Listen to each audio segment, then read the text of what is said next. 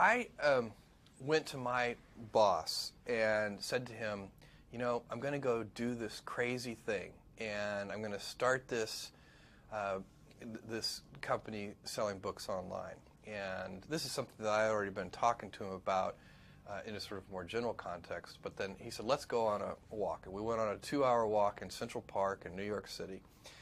And the conclusion of that was this. He said, you know, this actually sounds like a really good idea to me. But it sounds like it would be a better idea for somebody who didn't already have a good job.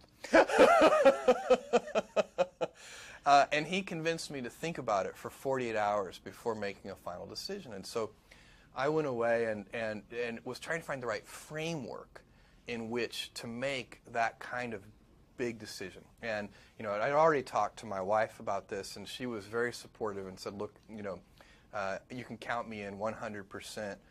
Whatever you want to do. You know, it's true. She had married this kind of, you know, fairly stable guy in a stable career path, and now he wanted to go do this crazy thing, but she was 100% supportive.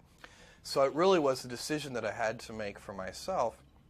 And the framework I found, which made the decision incredibly easy, was what I called, which only a nerd would call, a regret minimization framework. So I wanted to project myself forward to age 80 and say, okay, now I'm looking back on my life. I want to have minimized the number of regrets I have.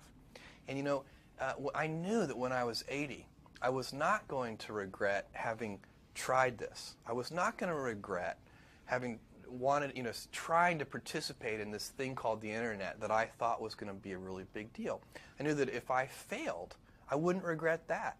But I knew the one thing I might regret is not ever having tried. And I knew that that would haunt me every day.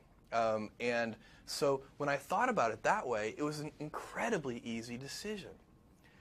And I think that's a very good, it's if you can project yourself out to age 80 and sort of think, what will I think at that time?